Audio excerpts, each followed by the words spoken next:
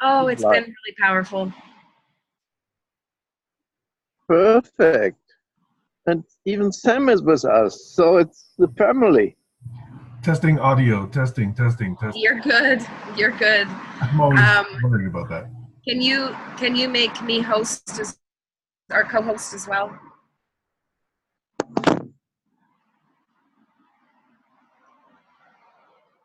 Thank you.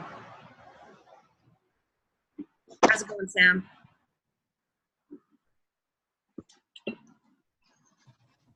Hi, Lucy. Hi. How are you? Lucy's here. I got to fix my hair now. Anyway, I got about 1 hour sleep last night, so I'm likely to be incoherent today. Hey, Heiner, good to see you. We call that Hi, dream. Sam. Heiner, again, my apologies for taking so long to get that video to you. Hopefully you have the right video now. Well, my captain is happy, and nothing else I deserve. Have the same, how do you say, fatigue or less of sleep. Our political system here in Germany is a nightmare, and in Europe as well.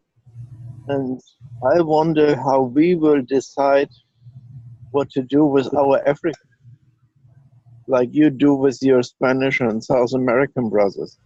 So it is really, really tough discussing us and the world. So it's good to have at least some leisure. I'm in the garden and I'm trying to create and maybe getting onto another monitor as well. But at least we see each other, and this is fine. Is it cold out there in the garden? Well, I took my little vest here. Otherwise, I'm still in a shirt and barefooted. But it's getting night, so it is still okay. It depends on how long we are trekking on here tonight or today. My guess is over an hour. Maximum. Minimum. Hey, Harry, good to see you. Great smile, Harry. Hi, How are you? I'm good. It's been a lovely day here as well. Harry, I already apologized to most people because I said I got about 1 hour sleep last night. So I may be all over the place with my comments. And if I'm extra pokey, that's an explanation a priori. But in that case, what are you doing here, friend? I'm here to support my friend Tammy because I think we're still digging deep into Tammy, are we not? Yeah. Apparently. Hey, in my incoherent state, was everyone here in last Saturday call? I don't think Heiner was Heiner was not. Lucy I was was not. not there. No, I listened afterwards. Okay. I think. Yeah. If not, then I beg forgiveness and patience for some of you. I wanted to at least reiterate some of the micro agreements, micro structures, micro processes that we have come up with. So what we proposed was that in this particular barnstorming, and I think Fridays, although I haven't been attending Fridays, but Friday may also be run as a sister or brother kind of a meeting to the Saturday one. On the Saturday one, we had come up with the following format, is that we would do half of it as a deep dive into one of our members. And in this case, last week and today, it's Mrs. Tammy Lee Meyer, our guest of honor. And we hear that guest's vision, dreams, fears, hopes, plans, actions, feelings, etc., until they felt complete. And then we would move on the next session to someone else. And last Saturday, we didn't feel that Tammy was complete, so that's why we thought today we would continue to make sure Tammy had a full opportunity to do that. So that's part one of what we decided. Part two is that we decided to have this joint effort right now it's fairly ad hoc. We haven't talked much about it. A joint effort essentially to create the science fiction novel of what the world would be like if we had our druthers, if we were able to create what we want to create, to live in the society we want to live in, to act and be and, you know, feel and think the way we feel grown-up human beings, and hopefully we can learn to become some of those, could behave and what society would look like. So Tammy started a document in Google Drive, and right now it doesn't have very many, although I put 3 little micro stories in there. And so Tammy, I don't know, I don't have that link right with me, but when you get going, I will post it, or if you've already got it, you can post it again. But this is kind of an ongoing living document that hopefully will take some structure over time so that we can write it as the wish list, the science fiction story of what it is we're trying to create. So that's a couple of the things that we decided several Saturdays ago. And then I'm going to post one more thing, which is a list of words and concepts and phrases and possible definitions. Because as we have these sessions, I'm gathering terms which we may or may not use kind of uniquely, or let's say that has specific implications and nuance in our community. So I gather them, and occasionally when I hear it, I'll put someone's contribution of a definition in it. But it's turning out to be a fairly interesting list of words and concepts. So I'm hoping that that is at least curious, if not actually useful to some of us. Okay, so that's my kind of long-winded introduction to this session, after which I will probably fall asleep. But no, I'll try not to. Okay, okay, so Tammy, Harry, I think you were part of those conversations. Hopefully that was consistent with what you understand. Please fill in holes and clarifications if I've missed some of it. No, you're still very smart after 1 hour sleep. I just simplified it. Okay, if we all knew what would be in the heads of the other, then it would be helpful for collaboration. And so let's just do that and do it one by one and take all the time we need. So we started with Tammy, and then she gets our unconditional love, attention, and support as much as we can. So then, and then we take the next one and we go until we're complete. And meanwhile, that also iterates our shared understanding and, of course, our shared fantasies about the future. Hey, thank you, Harry. That actually reminds me of one part of the preamble, which is that part of the setup for this, and you allude to it, is that rather than is a step one going towards kind of this unified vision of everything, you know, together and a unified purpose and coordinated activity among all of us. Basically what we had talked about was that each of us first begins by understanding every one of the others, and then can loosely and ad hoc and as desired support them in whatever way feels right, and let that emerge organically, so that perhaps over time in a phase 2 we see some more coherence, motion towards, you know, some specific other direction or project or activity. So anyway, that's kind of the setup for why we want to have these deep one-on-one dives. Okay, thanks, Harry.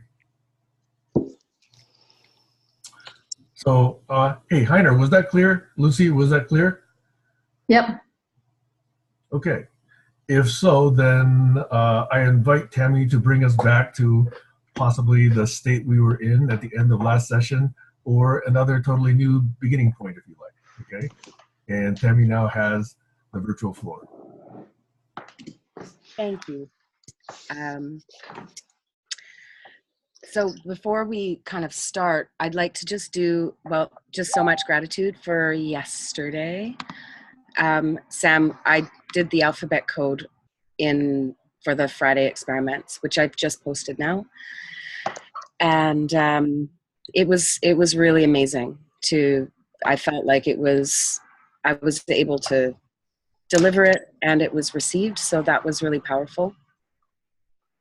But one thing that I wanted to do just as a learning is it would be amazing if we had 3 different recordings for our session, at least 2, So a pinned video of the person, so that, because with the sound, if someone has their mic open, it's going to flip to them if there's sound artifacts on their side. So it'd be good to have a pinned of the person.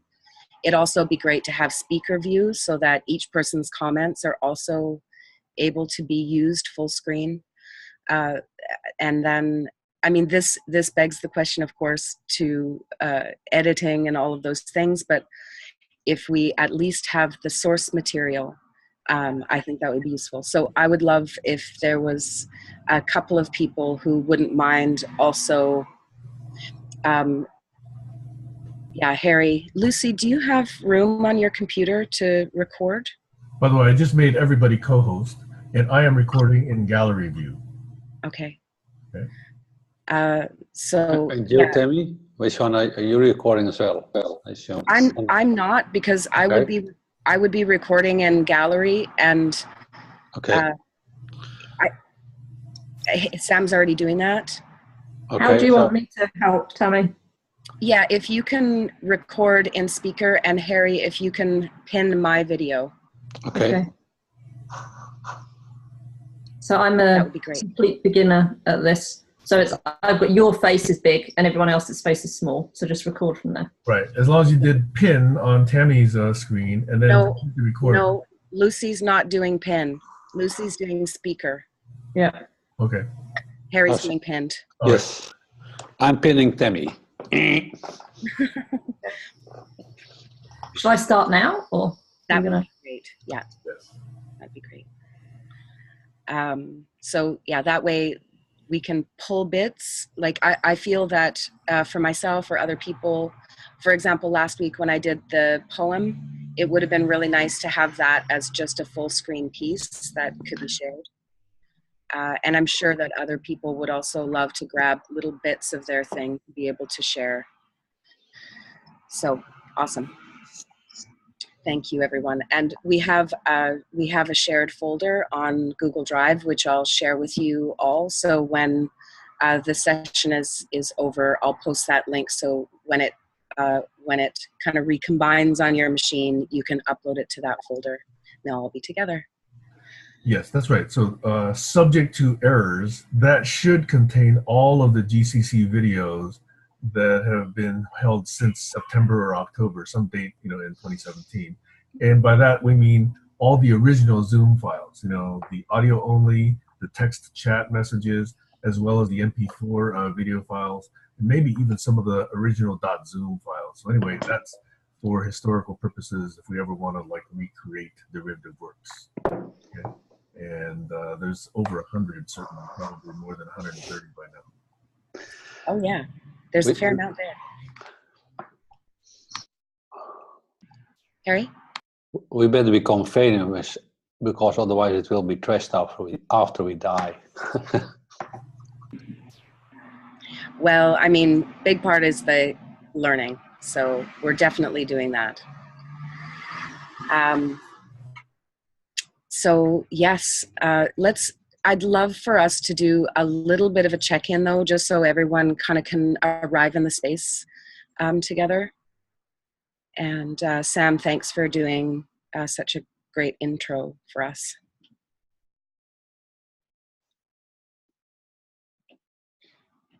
Heiner, how's it going? Yes, I'm again in the dark, like 5 weeks ago when we launched the island. I like it because I'm alone in the dark and the night is setting and I create some light later. But I really wanted to tell you, I really enjoy these exercises. What we did 5 weeks ago were night session and our day session launching the island. Our young people will create a video out of this. We could have done many gallery and many other fancy stuff like screen shares and single portraits and whatever. But I think the idea of this ad hoc doing such things and learning, I think, is immense. And there are a lot of people waiting when we are going to show you our production. What else I want to say, I'm not going to produce here because all my big computer crashed, and I'm running here sometimes on my smartphone and sometimes on my very low profile 2-in-1 very small portable computer. But I really enjoy your doing it, and I thank Sam very much. So we finally have the MP4s, and we have to merge families. But let me continue saying, Tammy, I'm waiting for you. Continue your session. So I'll just do a little check-in as well. It's amazing to do this, and I'm a little overwhelmed. And so it's very powerful to be in the hot seat, and I'm excited about today, and I'm just really approaching it softly because it's really huge for me to be able to present my work, and so I'm deeply grateful and following my breath. And I'd love to hear where Lucy and Harry are. I've actually been thinking about you quite a lot today. After yesterday, I was out doing some things in the garden, so I was thinking about ideas, you know, kind of where we left off yesterday, and starting to map it all out. This would happen, and we do this and this and this. I'm a little bit tired, like staying up until 2 yesterday is not something that happens only on like weddings or, you know, big birthday parties. So I feel a little bit tired. And the alphabet code, I think I'm going to have to watch again. That was a lot to take in, but I thought that was quite amazing yesterday. Yeah, so I'm good.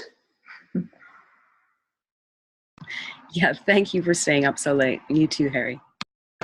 Yeah, well, it was like a party yesterday. I enjoyed it also very much, and the way that Tammy brought it in this alphabet code is, really mind changer for me, because it shattered my material worldview quite a bit. And I'm fascinated by what she is talking about it and the role she takes here. So I'm very interested to see how it fits in the rest of her life. So I'm good and very interested. Thank you.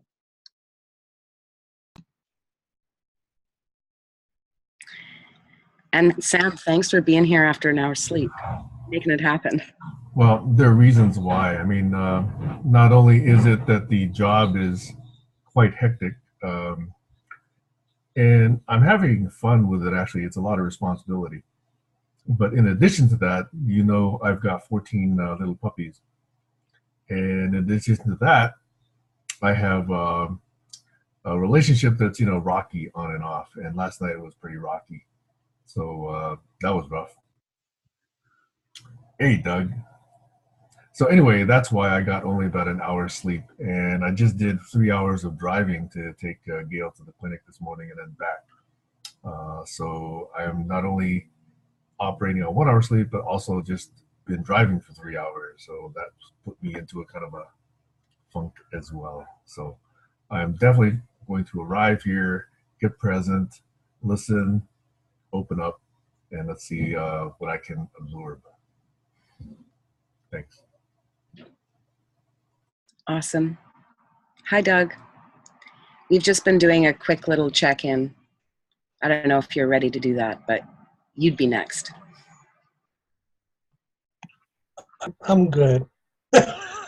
I'd rather. I'm rolling in late, so I'd rather not take up time. Let's get to the main course.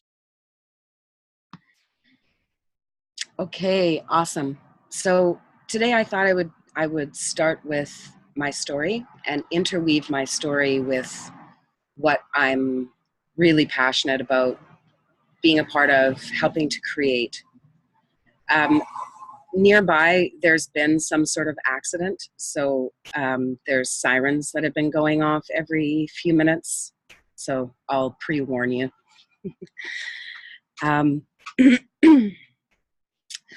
So to begin, I'd like to just share a little bit about where I've come from, because the ideas that I have feel like I feel like, in a sense, I'm already living in this future that's been created, and I need to kind of tack back into the world that we live in.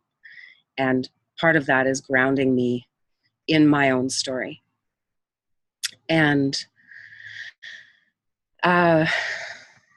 so as a child, I've always been like deeply curious about my world, and had a fair amount of early childhood trauma. My parents divorced, like many other women, very early sexual experiences, and they affected me in being able to live in my own world, to create worlds in my mind. and I bring that in because it is a part of who I am, and it's created capacities in me to be able to imagine and create that are important and really grounding in my story. And my mom remarried when I was 7, and we moved first to Edmonton for 2 years, and then we bought 100 acres on the top of a mountain in Nova Scotia. And so from 9 to 13, my family homesteaded. So we had to build a road in, we had to clear the land. We were loggers, so I was a logger as a child. We had a skidder, and it's interesting because later in life I worked in the environmental movement, so it was interesting to be both a logger and a tree hugger. My grandfather was also a logger, so I come by that through my family line. But what I learned living on the land was really important for the formation of my identity. And because it was between 9 and 13, it was that really critical point. So no television, no radio, living on the land. And we had cows and chickens and pigs and goats, and we built our own house. The first house that we lived in was 14 by 14, family of 4 living in a 14-foot by 14-foot cabin. And so 2 main things. One, I really learned to look at things and how they worked, and to be a part of what, building a house is, and taking care of animals, and being a part of the rhythm of the land. So I lived on the top of Waikagama Mountain on Cape Breton Island in Nova Scotia.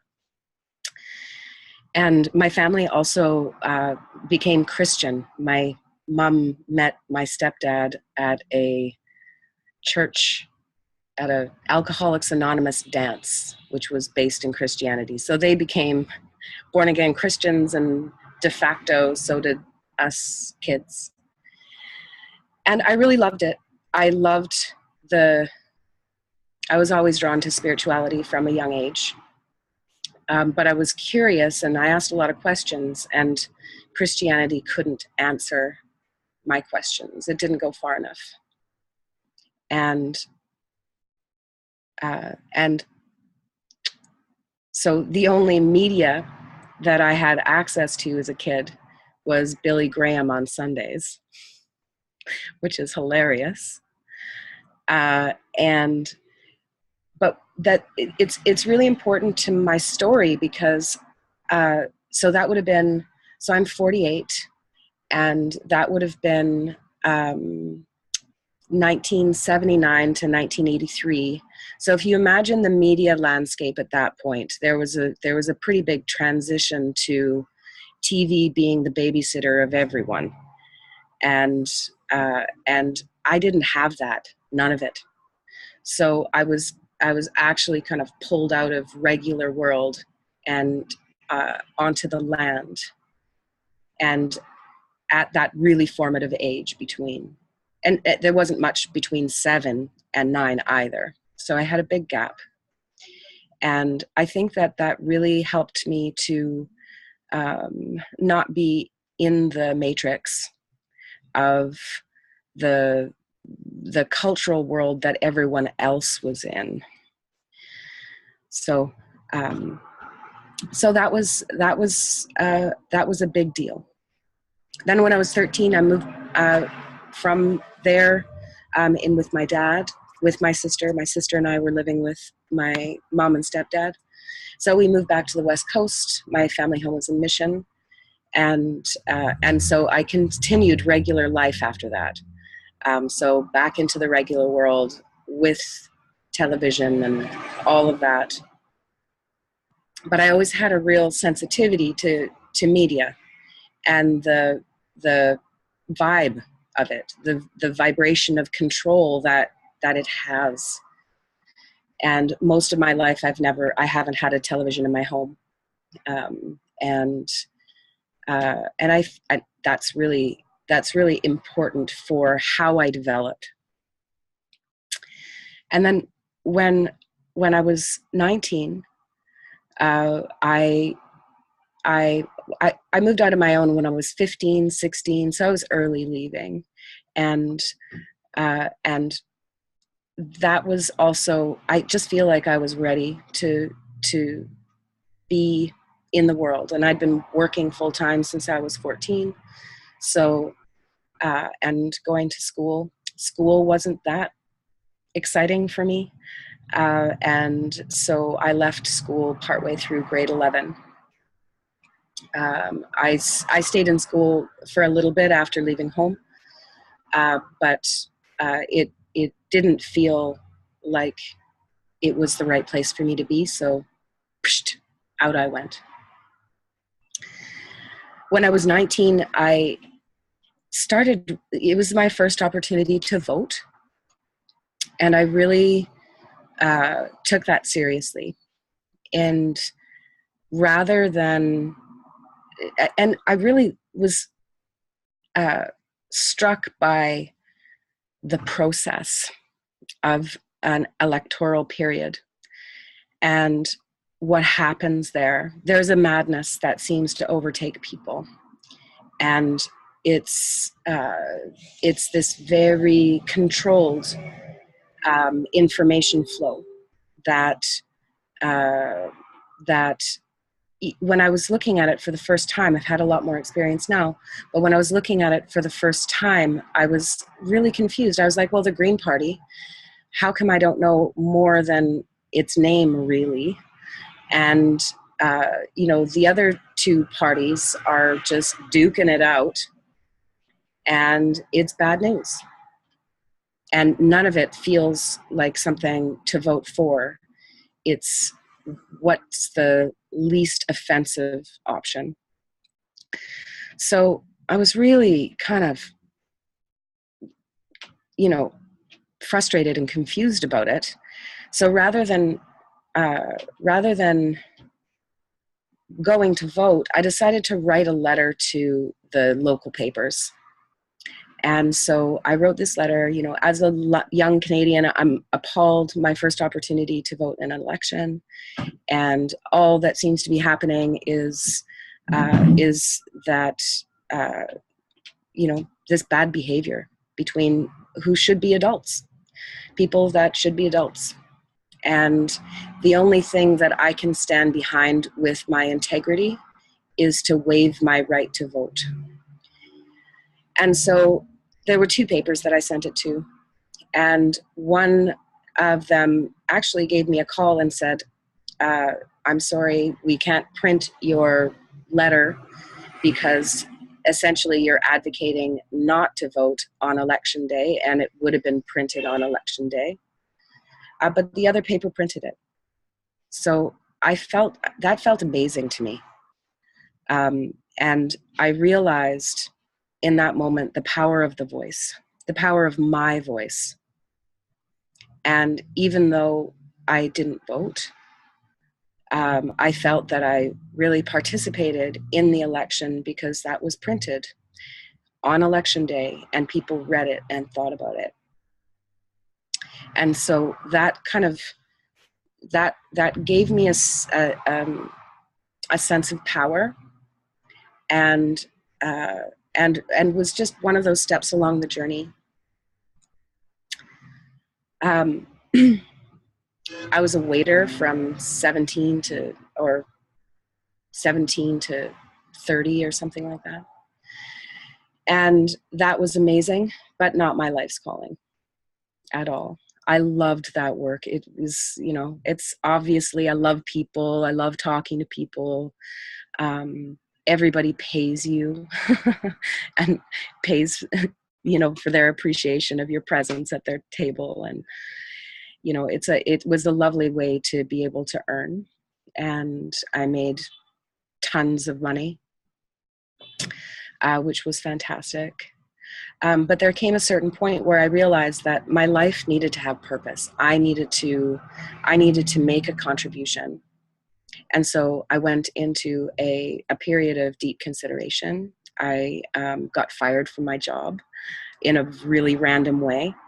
And there was a fire that happened in the restaurant, and there was a renovation that happened, and then the renovation happened first, then the fire, then I got fired. So there was this kind of period where I was being asked to move into a different me. And so I took some time, and that's when I had what I call my soul emergence, where I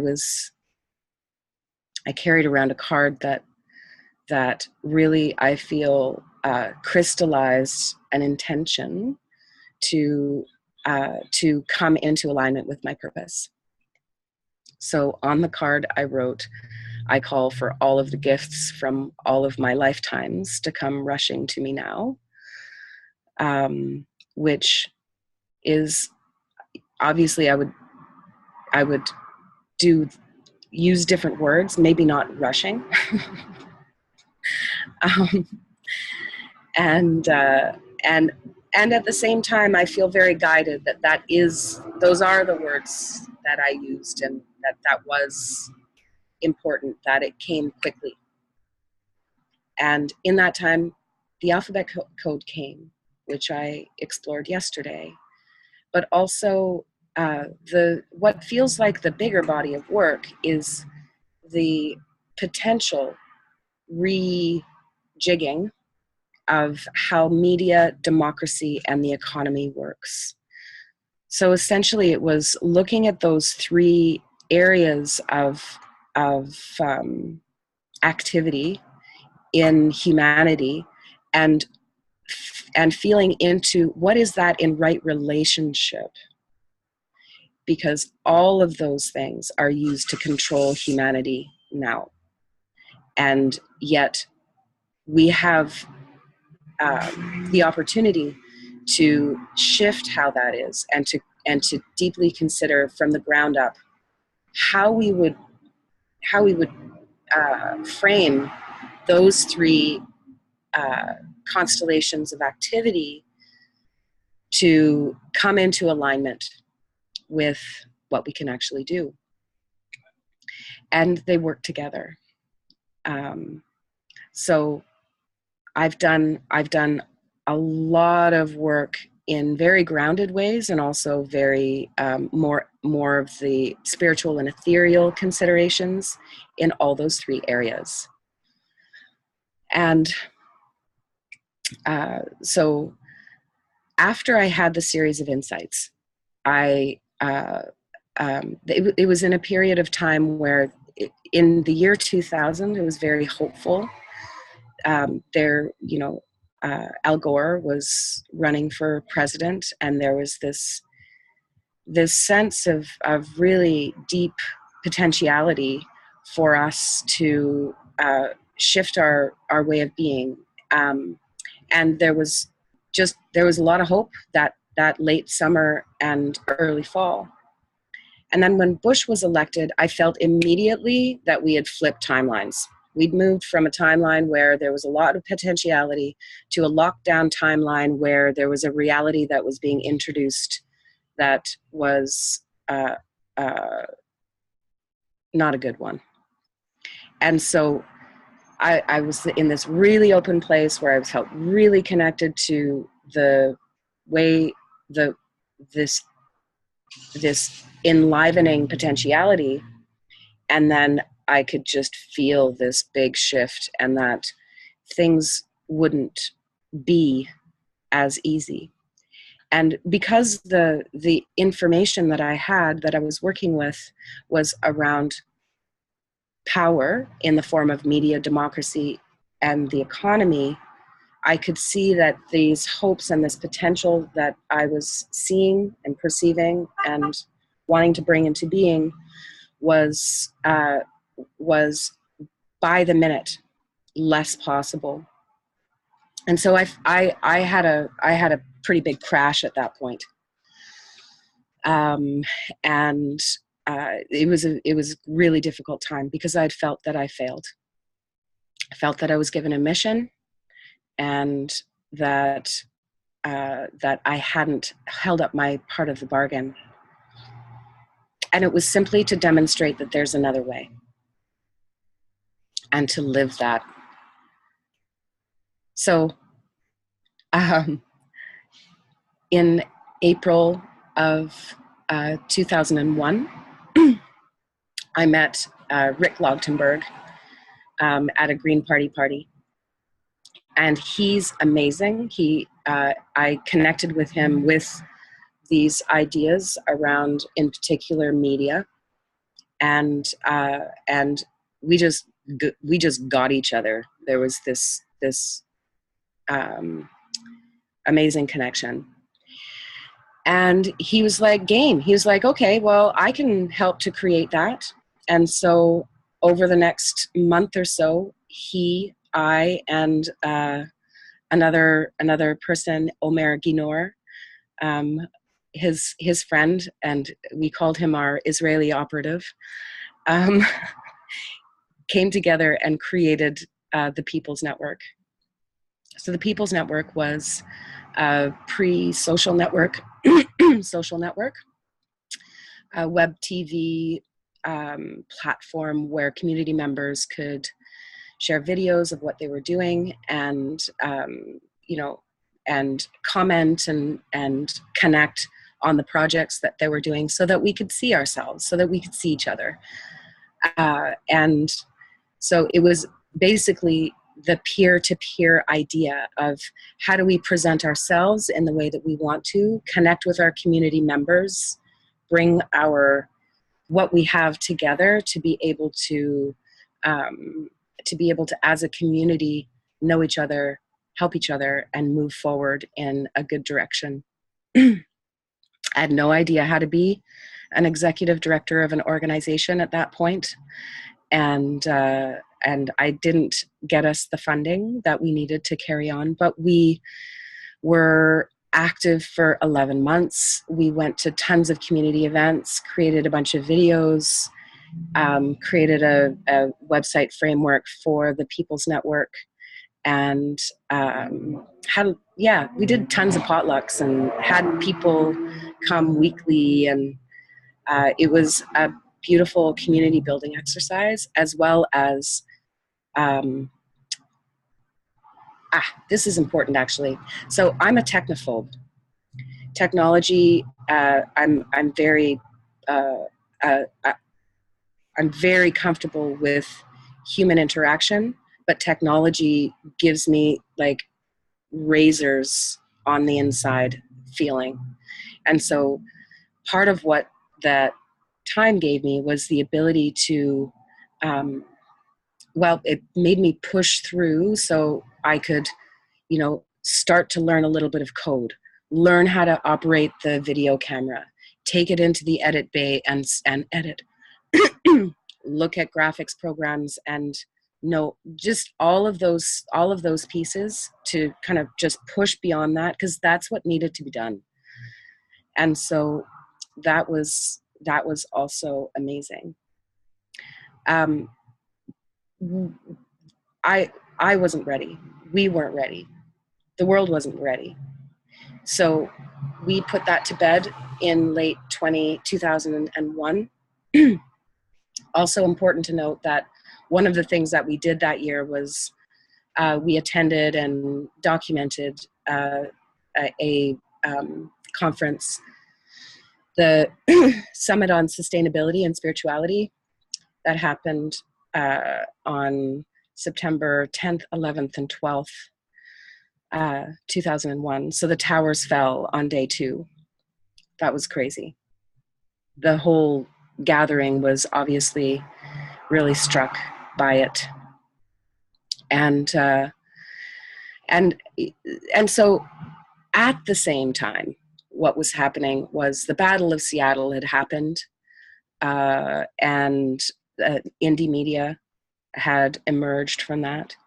And so when we put the People's Network to bed, I started volunteering and working with Vancouver Indie Media. So that was amazing. And there was some fundamental differences between what I believed needed to happen and what I'd been creating with the People's Network, and what was the agreed upon protocols and processes of indie media. Namely, it was around, I believed and feel it's important that people are paid to create media, and that there's some sort of economic backbone that allows that to be supported. Indie media was an open news wire, and there was no space to be able to create that within that frame. I also started to work at the Wilderness Committee, where I knocked on, 70,000 doors. And when there was also, all of this was very affecting for me. I was, all these hopes and dreams, do my best, didn't work the way I wanted to. Decided and knew that I needed to learn how organizations worked. So I started door knocking, and within just a week or two of starting there, I was also asked to maintain the website. So I didn't know a stitch of code, really. I mean, barely. And so I took it on, and that was awesome because it meant that I was attending staff meetings and learning how to code, and it was all actually easy. Just another language. And so that really helped to ground me in continuing to push past my boundaries of technological challenge. And also door knocking. Now there's a presence process, if we ever heard one. Hi, Glenn. Mm-hmm. So I'm just kind of diving into my story. Thanks, Glenn. Oh shit. I won't mute myself. That's hilarious. Anyway, so when door knocking, the book Malcolm Gladwell's Blink. Door knocking is kind of it's like what he's talking about is in a second you have this like huge amount of information that comes in. Door knocking is the perfect practice for what that is, because you knock on the door, they open it, they're reading you, you're reading them. You have this little piece of information that you're looking to impress upon them to give them enough pull to write you a check. So the Wilderness Committee is an amazing organization. And they started in 1980, so I started in 2001, so it was just over 20 years. So they had really good name recognition, and what they do is very grassroots. And yeah, I'm still really inspired by the work that they do. And so I could speak from a place of conviction, and but it made me be present for every door. And it also didn't matter if I fucked it up at a door because the next door wouldn't know.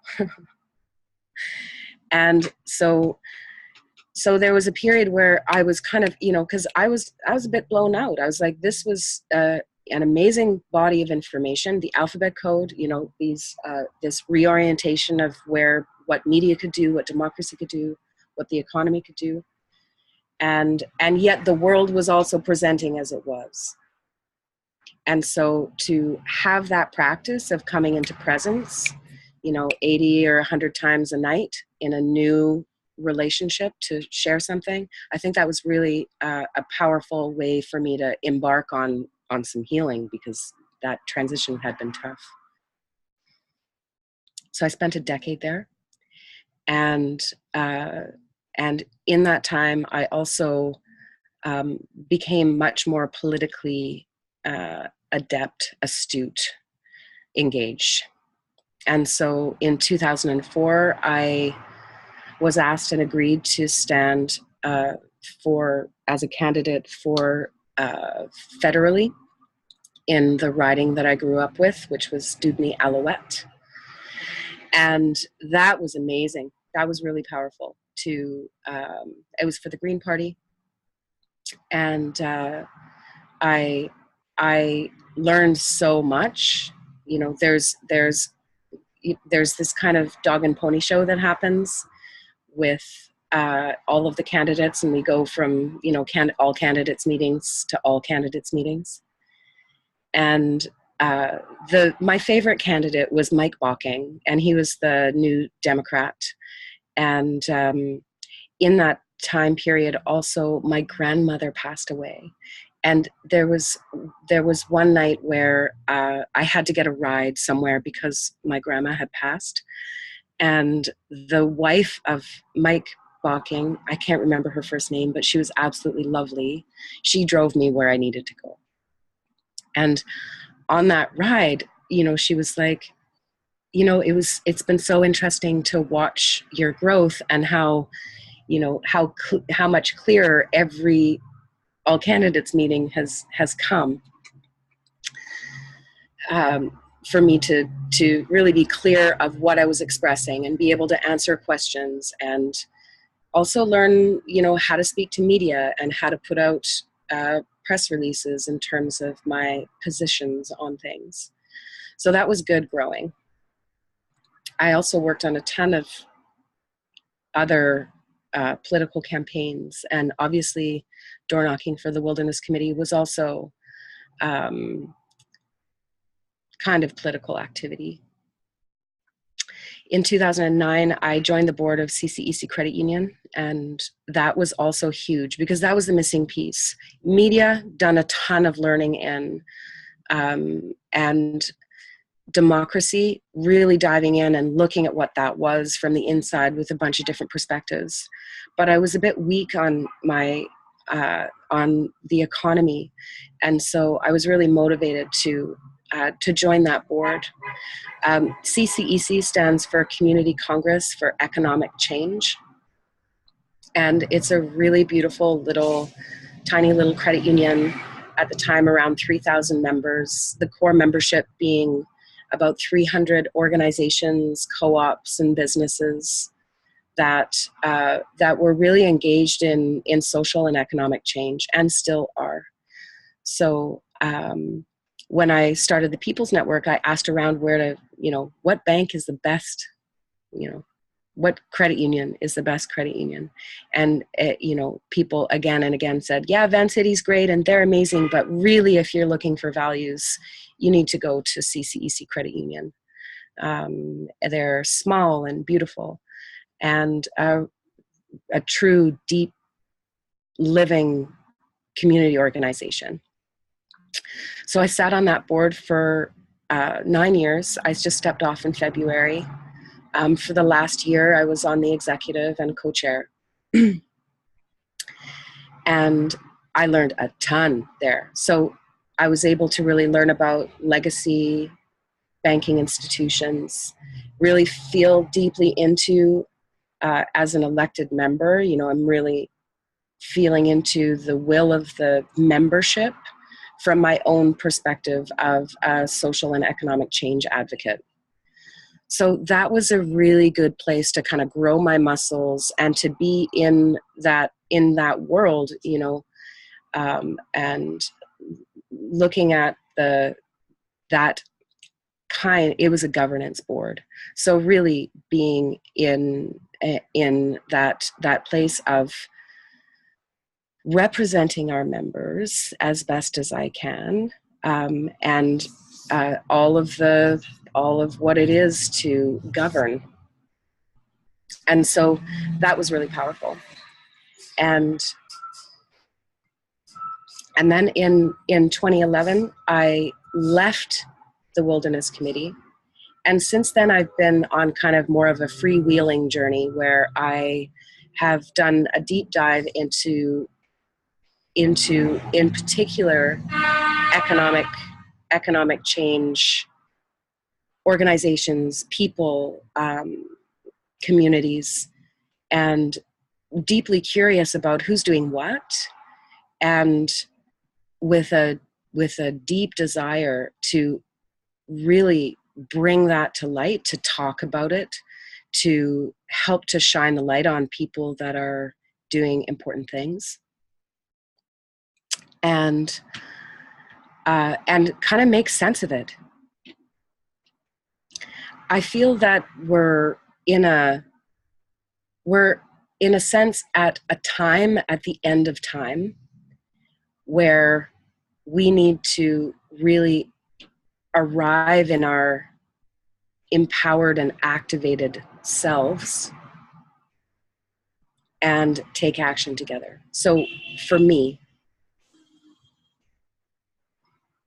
it's to be awake with my peers,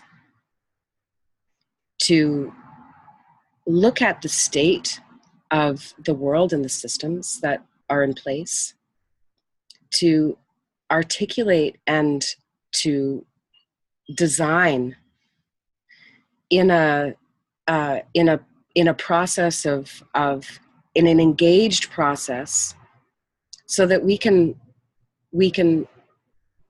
identify specific interventions that can carry and enact the change we're looking to do. So for me, that looks like convening conversations. And what we do here in the GCC has been very powerful in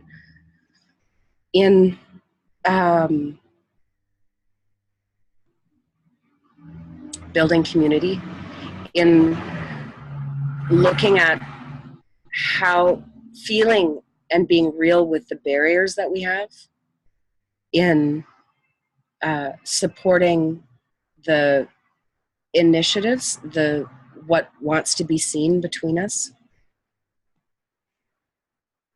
and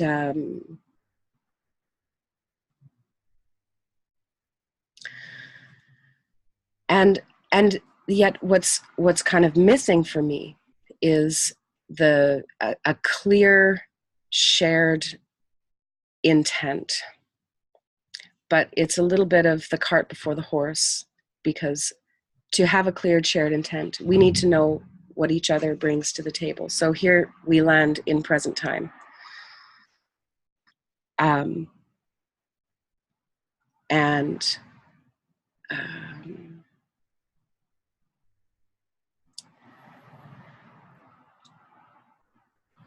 wondering if I can just take a moment, because I feel like I need to kind of switch gears.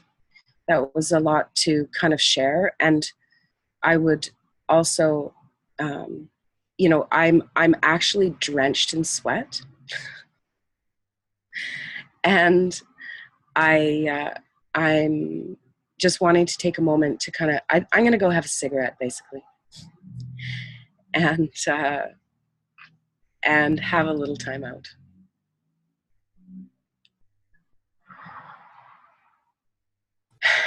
How long would you like, Tammy? 7 minutes. Okay. And I'd like to switch gears when I come back. Yeah. Okay. I'll be back. Can we talk about you? Sure. Should I we guess put some- I'm just stepping away. You've come at a perfect transition moment, and I'll just be back in a few minutes. Do you want the recording to keep going, Tammy, so you can hear what we say about you? Yeah, I think so. Yes, please.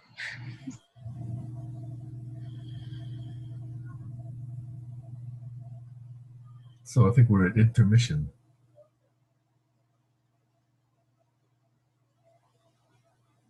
Well, I enjoyed. I stayed out in the dark, even when it is quite chilly, but I come to party last night, and I feel like now I'm your full moon, and I'm laughing and enjoying. What meeting Yeah, do you have right now? I only knew about 11 o'clock. Okay. Gertrude, we've been this hour listening to Tammy basically telling her life story, how she came to be where she is now. And we just listened to that, and it's so it's on the record, so you can see that later. And it's all basically framed within the aligned purpose that we first need to know each other and what we want to bring and what we want to share, what we need from each other before we can even align to a shared purpose or a shared intention that's more specific than just feeling it. That's Okay. my translation. I was just wondering, because on Thursday you only talked about the 11, for me, 11 meeting. So I didn't even know that you meet. I think Thursdays is an open session. Friday, I think Tammy calls it the Friday experiment. Saturday, we call barn raising. And Sunday, we call unblocking. Those have just been the terms that have emerged. Yeah, and Saturday's an hour earlier than Friday, so at 10 o'clock. I was a little late today, but it's usually been 10 o'clock Central European time on Saturday. Yeah, I could have come if I knew. So that's why I was. We keep it complicated to keep it to the in crowd. Isn't it still a pinned announcement in the Facebook group? Isn't the first message still the schedule of meetings? I thought so. I think so. Yeah, it is, but you have to expand it. It's not fully expanded all the time. So a good chunk of the meetings are actually hidden unless you can hit the continue link. Okay. And I'm Heiner, learning more and more. yeah, and Heiner, this black and white thing where you're framed in darkness, it's almost as if you're coming from like another dimension, which may actually be true anyway. But it's a really interesting effect for you. I just wanted to share that. You see, I had with my alter egos the discussion if I'm from Venus or Mars or Sirius, an extra alien planet, and I really enjoyed it. I felt I should go inside my place, but it's actually not too chilly cold outside, and no neighbors can object. So why not speak in the public to the foxes and the wolves and the birds?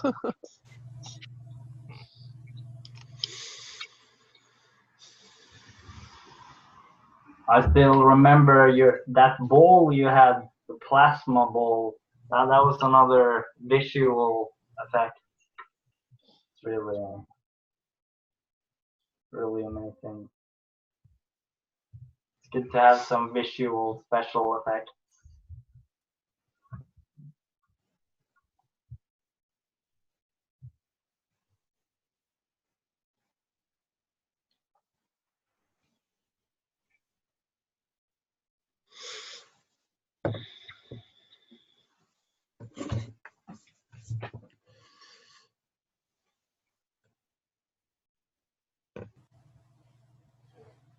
When Tammy first mentioned her calling of all her past selves and all her past capabilities, that was fascinating to me. I don't know anything about past lives. Did you ask yet, Sam? Yeah, Tammy knows more about my past lives than I know about my past. I'm reading a really good book right now that has, it's not just past lives, but ancestral medicine. Really interesting. Although I'd ordered a book for a friend, so I'd had something delivered to her house and hadn't changed my delivery address. So she also got this book, and she was rather concerned. She's like, "Are you speaking to the dead people?"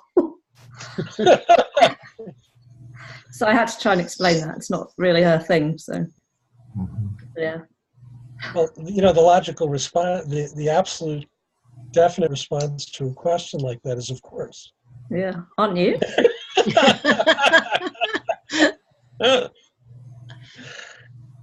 It's absolutely the new thing these days.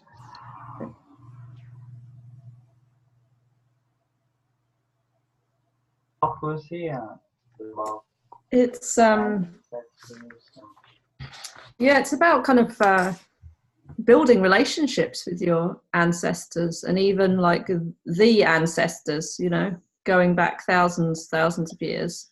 And I mean, I haven't read very much so far, but I'm really interested in that whole, you know, the legacy that comes based on the family that we come from. And the guy who's written this, it's quite like a healing perspective. So what you know, the fact that we're all alive now, the generations that have come before us have all experienced quite a lot of trauma, and no, it's really interesting. I've got a nasty feeling I'm going to start doing that family tree stuff now, though. I don't know. I think there's an image associated with it from when I was young that is something that very strange people do, and now I'm one of those strange people.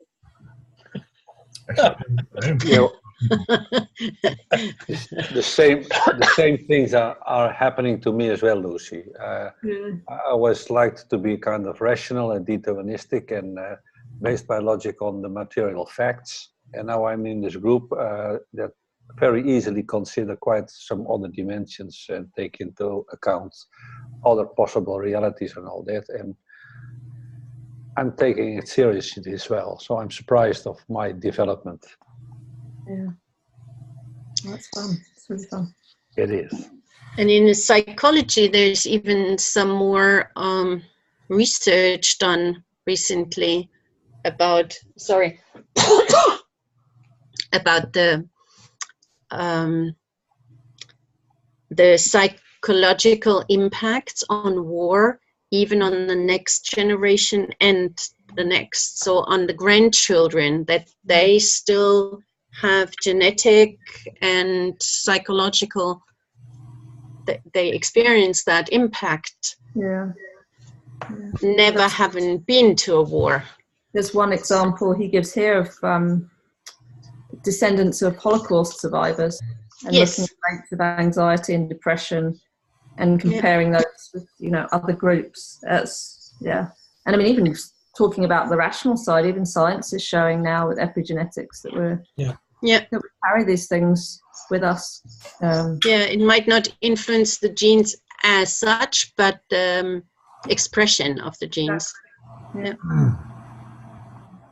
Someone mentioned, Tammy, I didn't know that you had such a beautiful dress, but when you came walking in. I could see that.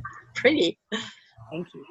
Oh, I didn't get to see it, Tammy. That's not fair because I've got this Well, speaker. let's redo the entrance. Tammy, would you like yes. to redo your entrance? Just Yeah, let's- say something as you walk in. Tammy, you have to first say something. Miss GCC. Chic, chic. Very nice, but everyone else had to be quiet. Otherwise, I just got a small version. Hey, before Tammy gets the floor again, I was curious, since somebody mentioned family, how many of you have 0 siblings?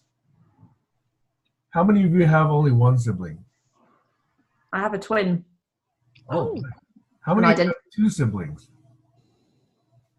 I do. How many have 3 or more? Interesting. Fascinating.